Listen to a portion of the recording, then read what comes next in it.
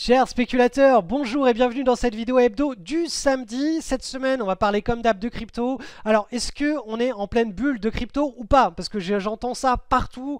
Est-ce que la résistance qui arrive sur le Bitcoin est la fameuse dernière résistance du Bitcoin? Après, on assistera au grand crack sur les crypto-monnaies et sur le Bitcoin.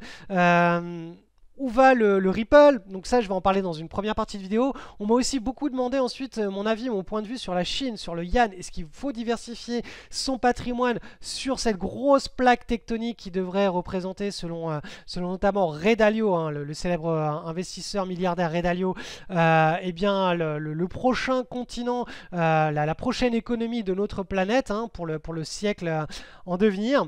Donc ça, je vais vous en parler en détail. Je vais vous expliquer aussi comment mettre en place tout ça si vous voulez le faire. Je vais vous parler de ce qui se passe sur les indices boursiers. Enfin, Tesla, tout le monde pensait... Enfin, bref, je vous parle de Tesla. On est sur... pour tous les swing traders, vous savez très bien de quoi je parle. Pour tous ceux qui ne sont pas en position sur Tesla et qui ne comprennent pas de quoi je suis en train de parler, on a la vague 2 du short squeeze. Sur Tesla qui va se mettre en place, là, qui est en train de se mettre en place. Donc on va suivre ça de près au cours des prochaines semaines, mais je vous explique un petit peu les tenants et aboutissants de ce qui est en train de se passer sur Tesla, et vous allez voir, c'est très très intéressant. Allez, c'est parti. La tant attendue analyse graphique et comportementale du Bitcoin. Donc vous le voyez, hein, cet énorme mouvement de hausse. J'entends beaucoup dire que voilà, ce n'est pas soutenable, que ça monte trop vite, que ça monte trop fort. Je vais simplement vous donner deux indications, hein, pour voir si un mouvement est soutenable ou pas. C'est simplement regarder la bande de Bollinger supérieure.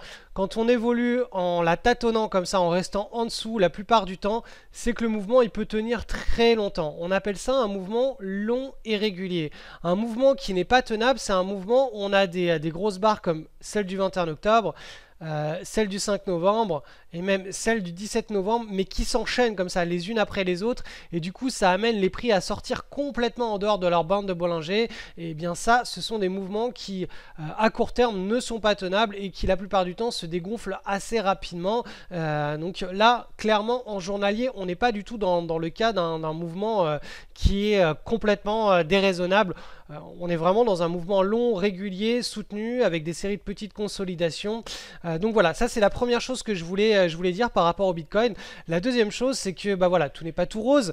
Je vous en parlais la semaine dernière, mais la fameuse résistance, hein, l'ancien plus haut sur le Bitcoin, eh bien on y arrive ici.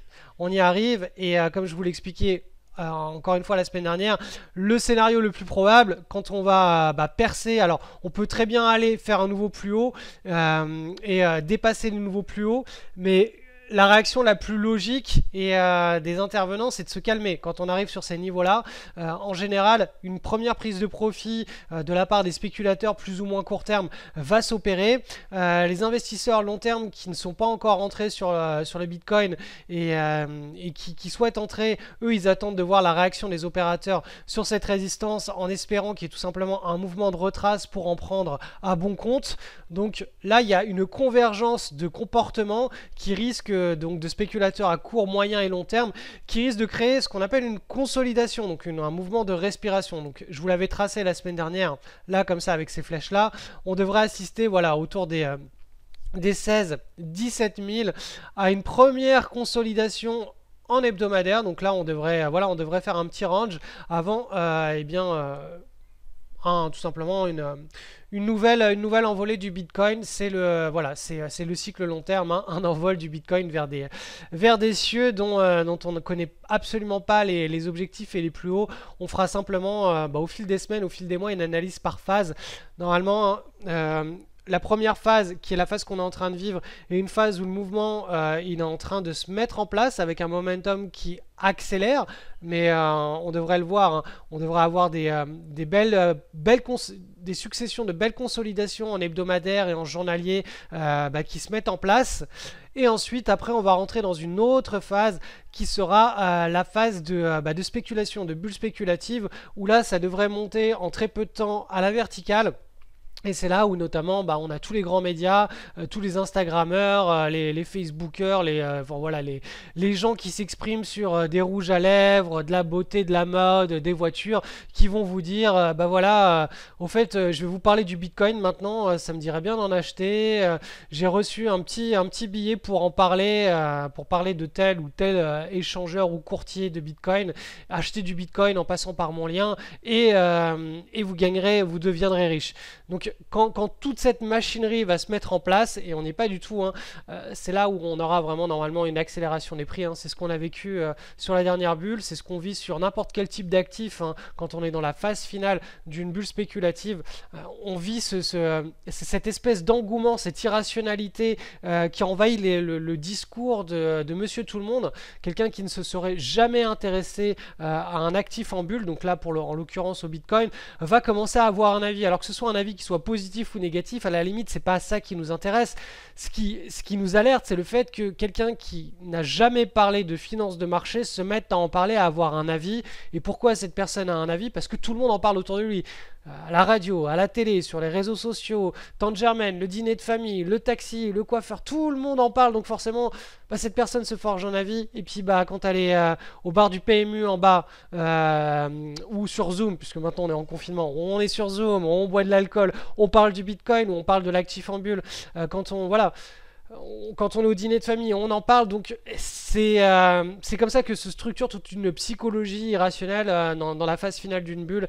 Et là, on n'y y est pas. Là, on a seulement actuellement tous ceux qui suivent les cryptos depuis très longtemps, qui sont au taquet, hein. Clairement, notre communauté, il y a plein d'autres communautés anglophones, francophones, qui sont complètement fans des cryptos et qui suivent ce premier mouvement, mais ce n'est pas un mouvement de phase finale de bulle. Effectivement, on arrive sur une résistance, il y a de fortes probabilités pour qu'on consolide. Je vous rappelle aussi une chose, hein, c'est que le Bitcoin, c'est pas des obligations d'État à long terme, hein. Le Bitcoin, c'est pas une currency, c'est pas une fiat currency, hein. C'est pas du dollar, c'est pas de l'euro. Donc les consolidations, c'est pas de l'ordre de moins 2 ou moins 3%, hein. Une consolidation, voilà, moins 20, on peut même aller sur du moins 30, voire même du moins 30, moins 40, sans aucun problème, hein. On va dire entre moins 20 et moins 30%, ça reste extrêmement sain. Donc si vous rentrez là actuellement, une fois qu'on a fait un gros mouvement comme ça, si vous rentrez sur ces niveaux-là, vous vous exposez à court terme à une consolidation, donc une correction, une baisse de votre compte de l'ordre de moins 20, moins 30%. Donc ça, il faut en être conscient.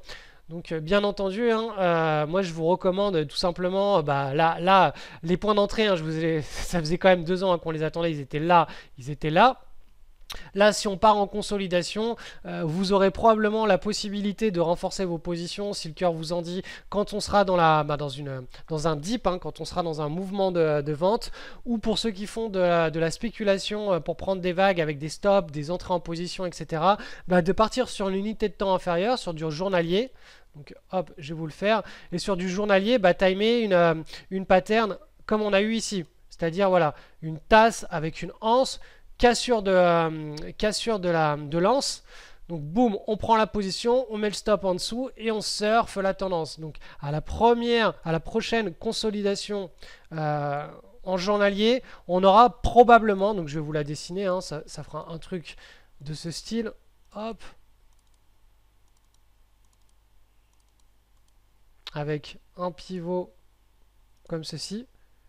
Donc si vous voyez quelque chose comme ça se former, c'est que déjà vous êtes un spéculateur assez avancé. Vous savez déjà qu'il y a des consolidations, que dans un bull market, les bonnes consolidations prennent la forme d'une tasse séance et plus rarement d'une tight base. Donc ça, je ne vais pas en parler ici.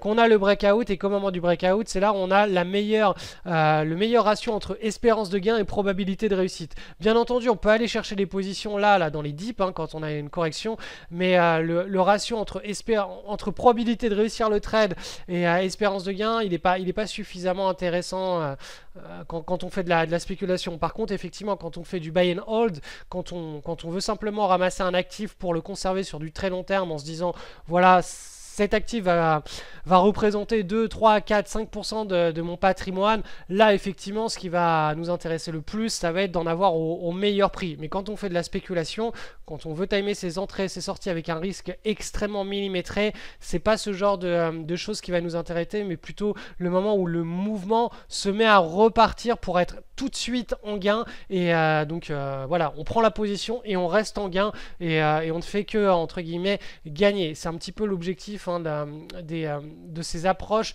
de suivi de tendance en spéculation sur des actifs qui sont dans des situations irrationnelles.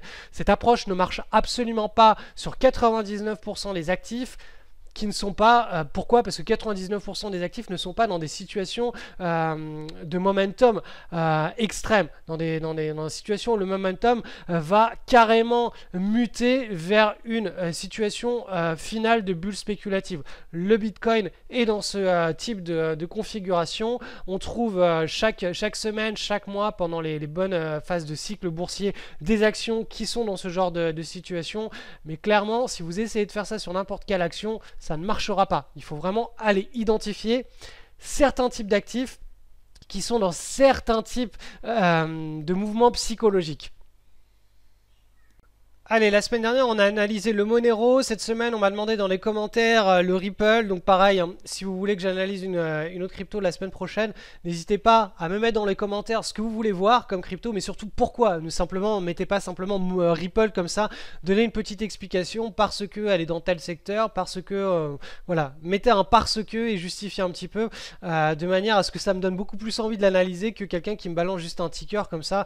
Moi, j'ai pas d'historique autour de la crypto, je ne sais pas d'où elle vient, pourquoi elle est là, pourquoi vous voulez que je l'analyse. Donc tout simplement ça me passe un petit peu au-dessus.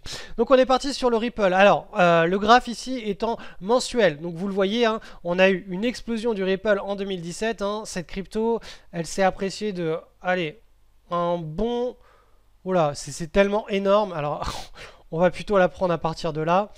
Voilà, 1300%, bon à partir de là ça va faire de... Ouais non, c'est trop gros, c'est trop important. Donc voilà, elle a littéralement explosé. Donc là on est dans le cycle de consolidation, vous le voyez bien, les bandes de Bollinger en mensuel sont stabilisées. On a eu, on est dans la version du calme après la tempête, hein. La tempête ça a été la grosse correction est excessivement excessive. C'est un crack, hein. Clairement on est passé de voilà, quelque chose qui valait 2,7 à quelque chose qui a valu 0,1 pendant le mois de mars de cette année. Donc là vous le voyez, hein, on a eu cette tempête, là on est en train de se calmer, on a un point d'inflexion. Alors je vais être obligé de passer en linéaire, en échelle linéaire, parce que les variations sont telles qu'on n'arrive pas à tracer les traits sur ProRealTime, tellement les variations sont importantes. Voilà, c'est bon. Donc là, hop, on a une stabilisation en mensuel. Je vais vous tracer le point d'inflexion qui est en train de se mettre en place. Donc vous voyez, hein, on a baissé, boum, on a une tasse avec une anse. Certains chartistes appelleront ça aussi un double creux qui est plus ou moins larvé. En tout cas, on a voilà, ce premier creux, ce deuxième. Et là, en mensuel, le mois de novembre, on est en train d'assister à une cassure. Donc c'est-à-dire une inversion de ce marasme, de cette tendance baissière. Et bien entendu, ça coïncide avec le bull qui est en train de se mettre en place sur le Bitcoin. Et sur d'autres cryptos. Alors le bull n'est pas encore lancé, hein. Vous savez, quand on est en plein bull market, il y a toutes les cryptos qui explosent. Là on n'y est pas encore, on a simplement voilà, les actifs qui ont un petit peu le plus de réputation sur le marché des cryptos, qui sont en train de prendre de l'avance, hein, qui sont en train de lancer qui sont en train de lancer le bull. Donc là voilà, on a le Ripple qui est en train de clairement inverser sa tendance. On va descendre d'une unité de temps. On va aller voir maintenant sur de l'hebdomadaire. Donc sur de l'hebdomadaire, on voit, on a un espèce de, comment on appelle ça, un biseau. Le biseau a été cassé ici. Et en bas de ce biseau, on a effectivement, hop, cette figure d'inflexion. Alors, en faisant un zoom, on se rend compte qu'au final, cette figure d'inflexion, elle ressemble davantage à une épaule, tête, épaule, mais inversée. Donc c'est une épaule, une tête, une épaule. C'est une figure de retournement de tendance, hein, de point d'inflexion. En général, c'est quand on a une forte tendance haussière, qu'on assiste à ça sur un gros indice, sur une grosse capitalisation et qu'on casse par le bas, qu'on a donc un point d'inflexion avec un retournement de tendance à la baisse. Bah, ce point d'inflexion, hop, vous l'inversez, et bien vous l'avez pour un retournement à la hausse. Et là, vous voyez que cette semaine, on est en train d'assister à la validation puisqu'on a la cassure de ce qu'on appelle la ligne de coude de l'épaule, tête, épaule. Donc là, cette semaine, on a un premier signal de retournement de tendance sur le Ripple. Donc ça va être une affaire à suivre, hein. Il va falloir que au cours des prochaines semaines, on reste au-dessus de cette zone des 0,27, 0,27, 0,28 et voilà, on aura très probablement le nouveau bull qui va commencer à se mettre en place pour cet actif. Donc cet actif, clairement, pour tous les spéculateurs qui font du swing en daily, en 4 heures, en 30 minutes, ça va être, si on rentre dans la tendance, on va avoir pas mal d'opportunités comme ça jusqu'à... on a quand même une résistance qui est vraiment très très loin, de l'ordre de 2,5. Donc voilà, il y a quand même un gros potentiel de hausse avec pas mal de swing à réaliser jusqu'à cette zone de résistance. Alors je fais une petite pause parce que cette semaine à thème, on va parler de quoi cette semaine dans les emails privés que j'envoie le lundi, le mardi, le jeudi, le vendredi. On va parler des bulles spéculatives. Donc on va parler de la bulle spéculative dans une économie capitalistique et une bulle spéculative dans une économie de communistes. Je ne sais pas comment on dit, dans une économie communiste. Bref, dans une économie où on fait du contrôle sur l'échange, sur les prix, sur les quantités, sur la durée.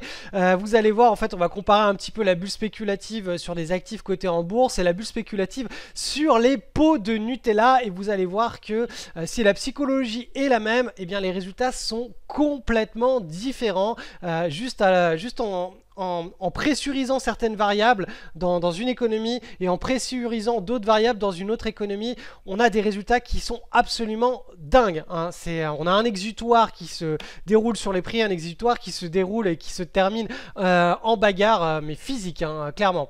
Donc je vous spoil pas les explications, mais tout ce que je vais vous dire dans ces emails privés, eh bien c'est une analyse que vous ne retrouverez jamais dans les livres d'économie, dans les livres de bourse, dans les livres de psychologie. Pourquoi ? Parce que c'est justement une convergence, un croisement de toutes ces disciplines et que je vais vous présenter dans les emails privés, et vous verrez en quoi on peut profiter de ces différents types de bulles en fonction des économies dans lesquelles on se trouve et où sont les excès, où est la ligne rouge à ne pas dépasser pour ne pas se faire piéger. Et bien entendu, vous le savez, vendredi prochain, vous allez en entendre parler absolument partout. On a un Black Friday, donc il y aura un petit Black Friday maison. Ce sera uniquement pour ma tribu, tout se fera en privé. Donc si vous êtes inscrit à mes emails privés, vendredi vous recevrez une petite offre Black Friday maison, mais ce sera une très grosse offre, donc croyez-moi, vous voulez y être. Pour recevoir mes emails privés, le lien est en description. Je vous rappelle, quand vous vous inscrivez, vous recevez un email de confirmation. Il arrive probablement en spam. Il faut absolument cliquer sur ce mail de confirmation et le déplacer dans votre boîte de réception habituelle pour être certain de recevoir mes emails privés. Si vous en avez marre de recevoir mes emails privés, vous cliquez sur le bouton vous désabonner tout en bas et vous ne recevrez plus rien de ma part. Alors cette semaine, on m'a demandé de parler de la Chine. Quel rôle a la Chine dans un portefeuille d'investissement? Est-ce qu'on doit aller investir en Chine? Est-ce qu'on doit aller s'exposer au yuan? C'est un sujet, une thématique qui revient de plus en plus, qui est notamment assez démocratisé et assez mise en avant par Charles Gave, qui est un économiste, un investisseur qui est extrêmement pertinent. Les interviews de Charles Gave, les plus pertinentes en tout cas pour nous en tant qu'investisseurs, sont mises en avant par la chaîne Grand Angle. Richard, qui a l'interview et qui fait beaucoup de choses avec Charles Gave, c'est vraiment un super travail qu'ils font. Et du coup, voilà, on m'a demandé d'en parler. Alors moi, je serais bien incapable d'aller aussi loin que eux dans leurs analyses économiques, macroéconomiques, de la place de la Chine dans la scène mondiale. Par contre, je vais simplement vous livrer, moi, mon point de vue. Alors, déjà, la première chose, c'est que quand on écoute une personne vous parler d'une thématique d'investissement, il est très important de comprendre quelle est son histoire avec cette thématique d'investissement. Par exemple, si vous écoutez un berger islandais vous parler de qu'est-ce qui est bon pour lui, pour investir, il va vous dire, bah moi je vais investir dans des poules, dans des moutons, dans de la terre, et par contre la Chine, rien du tout, hein. La Chine ça m'intéresse pas. Charles Gave, lui qui a le centre de ses intérêts économiques en Chine, je crois il a un gros fonds en Chine, il a passé pas mal d'années là-bas.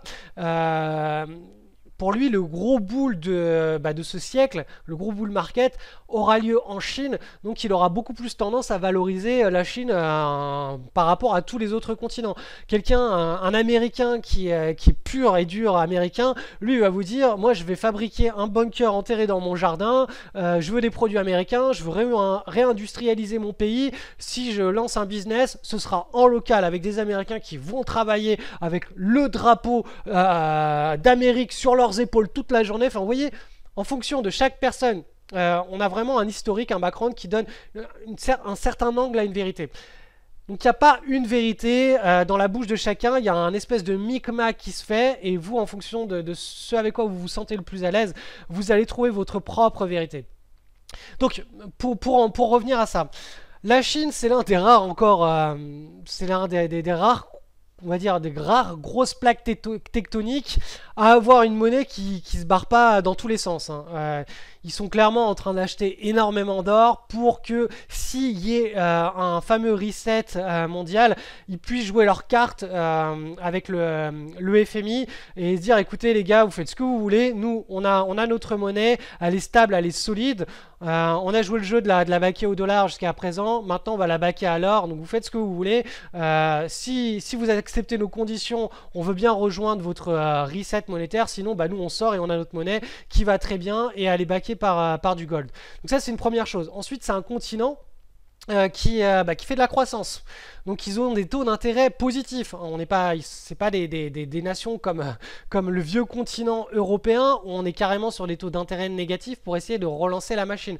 Eux, ils n'ont pas ce genre de problème-là. Donc ils ont quand même une structure, juste en parlant de structure économique, c'est quand même plutôt très stable. C'est-à-dire que si vous lancez des portefeuilles historiques du style 50% obligataire, 50% actions, ça risque de très bien fonctionner dans cette économie parce qu'ils ont un système qui est encore sain. Les taux d'intérêt ne sont pas vérolés, le système économique il marche, il y a de la croissance, etc. Ce qui s'est passé au cours des dernières décennies, c'est qu'effectivement, tout le peuple chinois qui était dans les campagnes est venu en ville, ils les ont embauchés, ils ont industrialisé leur pays, et tout ça, donc forcément, au profit des continents, on va dire, américains, européens, qui se sont désindustrialisés, qui ont délocalisé leur économie en Chine et qui maintenant se retrouvent, entre guillemets, un petit peu démunis. Donc effectivement, on est beaucoup plus axé sur tout ce qui est nouvelles technologies, digitalisation de l'économie, etc. en Europe, aux États-Unis, mais on a quand même besoin de notre appareil industriel. Donc là, ce qui se passe, c'est qu'on est en train de relocaliser de plus en plus les industries de la Chine vers l'Europe, de la Chine vers les États-Unis. Et pour cela, il faut financer ça. Et comment est-ce qu'on finance ? Les taux d'intérêt négatifs. Et on peut aller très très loin dans ce financement de la réindustrialisation européenne et américaine. C'est-à-dire que si les banques centrales décident d'instaurer des taux d'intérêt négatifs très profondément négatifs, c'est-à-dire pas de l'ordre de moins 0,5%, mais de l'ordre de moins 4, moins 5, moins 6%, qu'est-ce qui va se passer ? Eh ben, on va littéralement donner de l'argent aux entrepreneurs pour qu'ils réindustrialisent l'économie de manière locale, donc en Europe, aux États-Unis, et ça, ce sera aux frais des riches, des rentiers entre guillemets. Donc les riches qui auront leur épargne sur un compte bancaire, chaque année ils vont perdre 6%, 5%, 4%, et ces 4 ou 5 ou 6%, ça va servir à financer les entrepreneurs qui vont réindustrialiser localement l'Europe, les États-Unis, etc. Mais en attendant, qu'est-ce qui s'est passé ? En Chine, eux, ils ont réussi à profiter des dernières décennies de toute cette consommation occidentale américaine pour industrialiser leur pays, obtenir des compétences, enfin monter en compétences, faire une migration des campagnes chinoises, des bergers chinois vers les villes pour justement se construire un appareil économique qui soit stable et qui justement c'est un petit peu ça les enjeux des prochaines décennies, c'est que la Chine va devenir un énorme compétiteur et c'est ce que Ray Dalio aussi dit dans ces phénomènes de cycle sur plusieurs siècles, c'est que la Chine est en train de devenir voilà, sur le prochain siècle, ça va très probablement devenir la nouvelle puissance économique mondiale, ça va remplacer les États-Unis. Donc bien entendu, rien n'est fait, les jeux ne sont pas faits, les États-Unis sont toujours l'une des grosses puissances mondiales, ils ont la devise de référence des échanges mondiaux. Donc faut peser le pour et le contre. Ne faites pas all-in sur la Chine, ne faites pas all-in sur les États-Unis, ne faites pas all-in sur l'Europe. Mais effectivement, si vous êtes dans une logique de diversification, vous pouvez tout à fait créer un portefeuille de type anti-crise sur l'Europe, un portefeuille sur les États-Unis. Ça vous permet déjà de lisser le taux de change entre ces deux monnaies. Donc si l'euro baisse ou monte, vous n'en avez rien à faire. Et ensuite, une partie de votre capital, vous pouvez créer un portefeuille en Chine, donc qui sera plus ou moins libellé en yuan. Alors le yuan, c'est pas une devise qui est accessible pour les investisseurs du marché externe, hein, c'est-à-dire les investisseurs étrangers, mais vous avez des possibilités tout simplement d'acheter des obligations chinoises. Les obligations chinoises, si vous regardez un graphique face à d'autres devises, effectivement, elles vont se casser la gueule, mais ce qu'il faut, c'est réévaluer ces obligations par rapport au taux d'intérêt positif qu'elles servent. Donc si chaque année les obligations chinoises à court terme vous délivrent du 3,5 ou du 3% par an, alors que l'euro, lui, il vous dépouille de 0,5% d'intérêt, il faut comparer les devises avec la rémunération en compte en banque de cette devise, et vous verrez qu'au final tout est à peu près au même niveau, en tout cas actuellement, si on prend en compte ces 10-15 dernières années. Donc d'un point de vue simplement d'évaluation de monnaie, on est simplement, voilà, on est relativement à peu près au même niveau. Compte tenu de la vision moyen-long terme de croissance, effectivement, la Chine, ça peut être quelque chose d'assez intéressant. Donc en créant un portefeuille anti-crise, vous pouvez le faire. Moi, c'est pas quelque chose que je recommande à court, moyen terme. Le portefeuille anti-crise, c'est davantage quelque chose pour se protéger, on va dire à très court terme, d'un gros choc macroéconomique. Après, si vous voulez profiter de la croissance chinoise, le portefeuille anti-crise planétaire va très bien marcher. Mais voilà, le portefeuille bon père de famille avec une approche plus basée sur Ray Dalio, le portefeuille all-weather de Ray Dalio fera du travail, un travail encore mieux, je pense. Je pense qu'il y aura un petit premium de 1,5-2% de rentabilité, comme ce portefeuille a toujours eu par rapport au portefeuille anti-crise. Si on compare ces deux portefeuilles sur les États-Unis au cours du dernier siècle. Après voilà, si vous voulez combiner les deux, le portefeuille anti-crise planétaire vous permet de le faire. Vous pouvez acheter des obligations chinoises. Alors vous avez CNYB, si vous êtes un résident européen avec la qualification investisseur professionnel, vous avez accès au tracker américain. Donc sinon vous avez la possibilité d'ouvrir une entreprise, donc une entreprise américaine de type LLC, etc. et d'ouvrir un compte chez Interactive Brokers au nom de cette entreprise. Donc tout ça, bien entendu, doit être déclaré. Ça vous permettra d'accéder aux trackers cotés sur le marché américain. Donc voilà, ça c'est les deux grandes façons de pouvoir accéder aux trackers américains et de contourner le MiFID II qui dit que tout résident européen n'a plus le droit depuis quelques années d'acheter des trackers américains. Ensuite, sinon après vous avez des fonds. Vous avez des fonds qui vous permettent d'acheter directement des obligations chinoises. Donc simplement regardez sur Google, il y en a plusieurs. Ça vous permettra d'acheter ça depuis vos contre-titres ordinaires. Ensuite, pour s'exposer à l'or, donc ça, l'or, vous n'avez pas besoin de l'acheter en yuan, vous achetez de l'or en physique ou sur le compte d'un courtier, ça vous donnera votre exposition. Concernant la partie action, vous pouvez très bien acheter un tracker qui est investi sur des valeurs chinoises et ça suffira. Après, bien sûr, ce tracker sera en yuan mais ajusté au risque de change. Donc si vous l'achetez sur un émetteur de tracker en zone européenne, vous aurez très probablement, il sera hedgé en euros ou pas hedgé en euros, mais ce sera avec le change. Mais au final, ça c'est comme si vous aviez fait le change vers du yuan et qu'ensuite en yuan vous aviez acheté votre tracker indiciel sur les valeurs chinoises. Et donc voilà, vous avez déjà rien qu'avec ça la possibilité de vous créer un portefeuille anti-crise en respectant bien entendu les pondérations. Donc tout ça est expliqué. Il y a un lien en description de cette vidéo qui redirige vers le portefeuille anti-crise planétaire.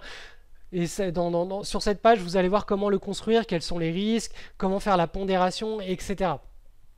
Donc voilà, c'est tout ce que je voulais vous dire par rapport à tout ça, par rapport à ma vision. Moi, je ne suis pas un économiste, je suis surtout spécialisé dans les analyses de psychologie de foule, de mouvements de marché, etc. Mais effectivement, les fondamentaux de la Chine sont très bons puisqu'on a encore des taux d'intérêt qui sont positifs, on a encore de la croissance, on a une monnaie qui repose sur quelque chose de stable et dur, on a une économie qui a été relocalisée et industrialisée avec tout ce que ça engendre en termes de connaissances, de brevets, de capacité de production.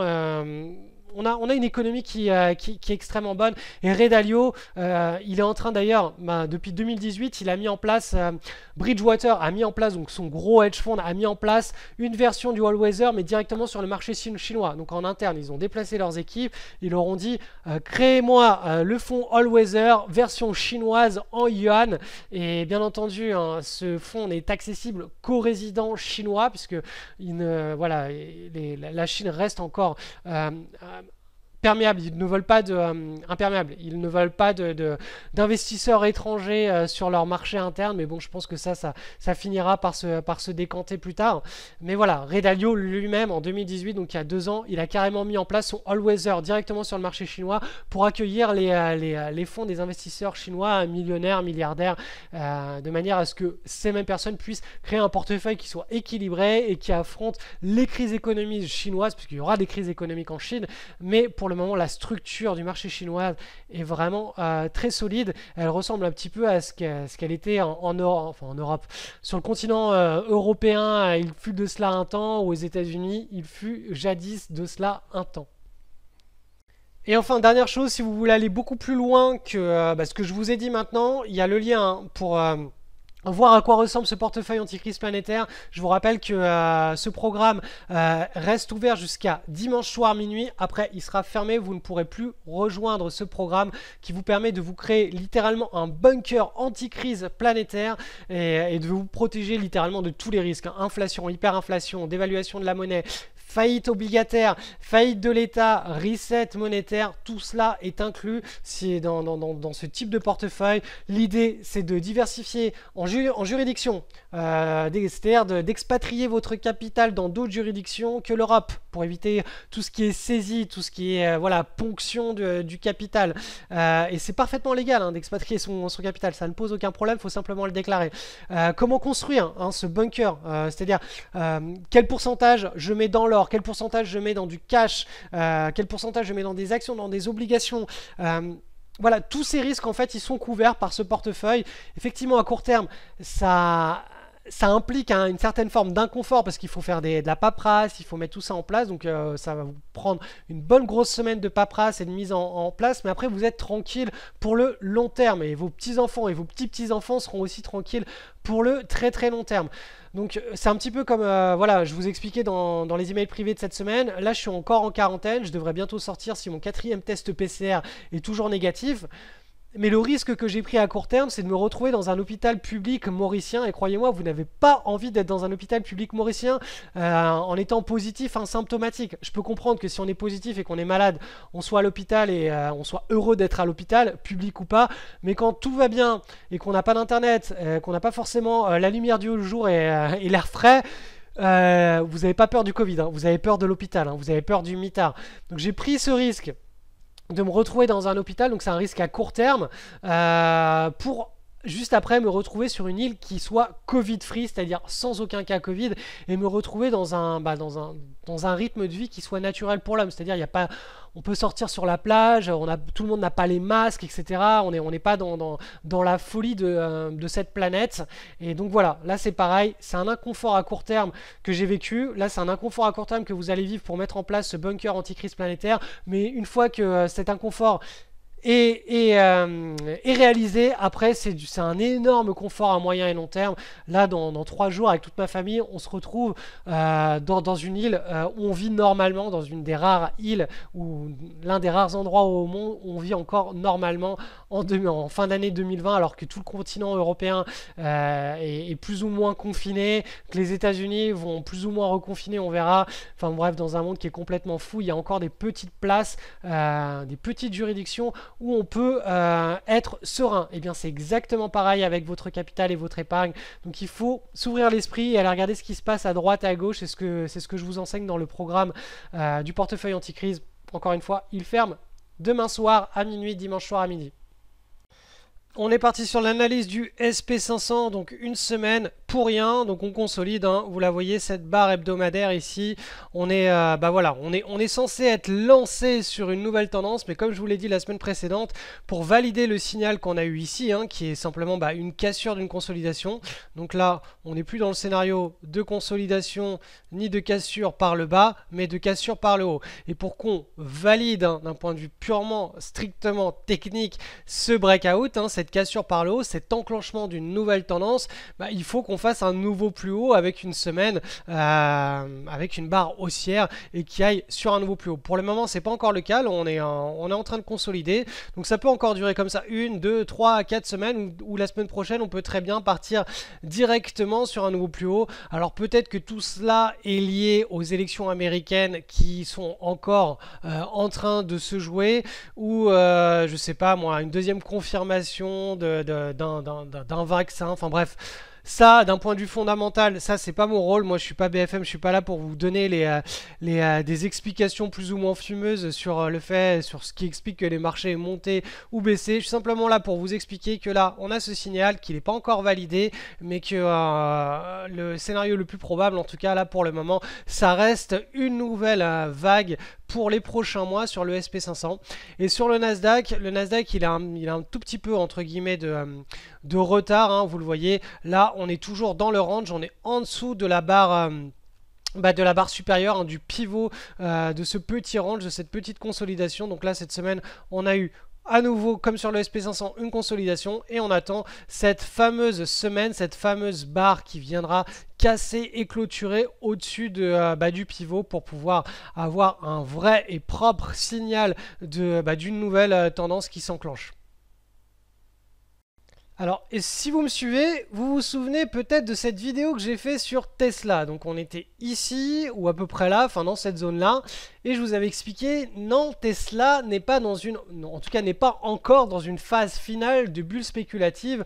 Pourquoi? Parce que vous le voyez, en hebdomadaire, on reste sur un mouvement qui reste pas serein, mais quand on est dans ce genre d'irrationalité, il reste contenu, il reste, allez, on va dire, voilà, il reste pérenne. Pourquoi? Parce que on n'est pas dans un climax ou dans un hyper climax run. Vous voyez que les cours évoluent quand même de manière assez régulière et que c'est pendant la phase finale d'une bulle spéculative que les cours se mettent à monter en flèche, en ligne droite, et c'est là clairement on assiste à un engouement final avec un crack, un retour de bâton de type crack boursier en direct derrière. Donc je vous ai simplement expliqué que moi, à mon point de vue, mon analyse, hein, je fais juste une analyse comportementale pendant cette consolidation là. Enfin, pour moi c'était juste une consolidation, c'était certainement pas la fin du mouvement sur Tesla. Et là, je vous fais juste un petit suivi puisque la consolidation, elle s'est poursuivie. Et je vous avais tracé, hein, ces flèches en vous disant, pour qu'on ait vraiment un crack sur Tesla, compte tenu de la psychologie des fous, là, il faudrait vraiment qu'on accélère très fort pour qu'ensuite on ait le retour de bâton. Donc là, on va passer sur du journalier pour analyser un petit peu ce qui se passe. Et là, vous voyez qu'en journalier, on a cette belle figure de consolidation. Elle est extrêmement propre, hein. Vous voyez que le pivot, il était tapé à nombreuses reprises. Toute cette zone-là, une fois, deux fois, trois fois, 4 fois, 5 fois, la 6e fois, boum, on a les volumes et on casse. On a un breakout, on appelle ça un breakout de cassure. Donc ces breakouts de cassure, de continuation de tendance, ne sont certainement pas faits pour être comblés à court terme. C'est quelque chose qui lance très fort une nouvelle tendance. Alors bien entendu, ça peut être comblé à court terme, mais c'est pas leur vocation du tout, hein. Les gaps qui ont vocation à être comblés, c'est dans des gros ranges, quand on a une partie de ping-pong entre les acheteurs et les vendeurs. Parfois dans ces gros ranges, on a une news micro ou macroéconomique qui tombe et ça déclenche un excès à très court terme. Donc ça lance la partie de ping-pong, la balle vers le participant opposé, et quand lui renvoie la balle, boum, ça comble le gap. Là on n'est pas du tout dans ce type de logique. Là on est dans une tendance haussière long terme qui s'accélère de plus en plus. Donc ce gap, si un jour il doit être comblé, ce sera beaucoup plus quand Tesla craquera. Donc il y aura un crack à la baisse sur Tesla. En tout cas, pour le moment, on en est loin. On a vraiment une figure de consolidation de type TAS avec une anse sur la fin. Tout est propre. C'est du swing trade daily classique, hein. Voilà, tous ceux qui font de la spéculation en swing daily, cette opportunité, tout comme celle-ci là, tout comme celle-ci ici, hein, voilà, 1er juin, point d'entrée. Ici, 13 août, point d'entrée. Ensuite, ici, 18 novembre, point d'entrée. Donc, c'est de la, voilà, c'est clairement de la spéculation type de ce qu'on aime faire dans la communauté. Et donc là, on a tout simplement un nouveau bull run qui est très probablement en train de se mettre en place sur Tesla avec cette cassure là, vous la voyez en hebdomadaire, donc cette consolidation. Maintenant, elle est censée être derrière nous et on devrait avoir un nouveau bull run. Je vous rappelle aussi une chose, c'est que Tesla est censé être, d'après les explications du grand public, dans un phénomène de short squeeze, ce qu'on appelle aussi un corner. Donc, vous savez, les gros chèques là que les États-Unis ont distribué les États-Unis ont distribué des chèques, je crois, de l'ordre de 1300 à 2000 dollars. Je crois que c'était à peu près en moyenne 1600 dollars à tous les citoyens américains pendant la crise Covid. Énormément ont investi cet argent en bourse et notamment sur Tesla. Alors, à défaut de pouvoir s'offrir une Tesla, ils se sont offerts des actions Tesla. Et voilà, beaucoup d'explications de cette hausse-là qui s'est matérialisée entre le mois de mai et le mois d'août de cette année sont liés à, voilà, soi-disant à ces chèques. Donc à ces chèques. Et énormément de fonds institutionnels, de gérants de portefeuille à Wall Street, eux s'étaient mis short.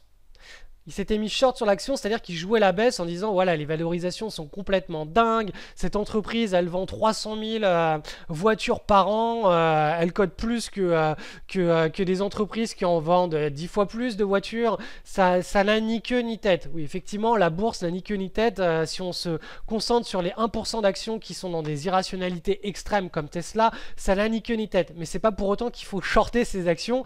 Du coup, les petits porteurs qui se sont mis à acheter, à faire monter les cours, ils ont précipité des rachats de short des grosses institutions de Wall Street et donc ces rachats de short ont précipité à la hausse bien les prix.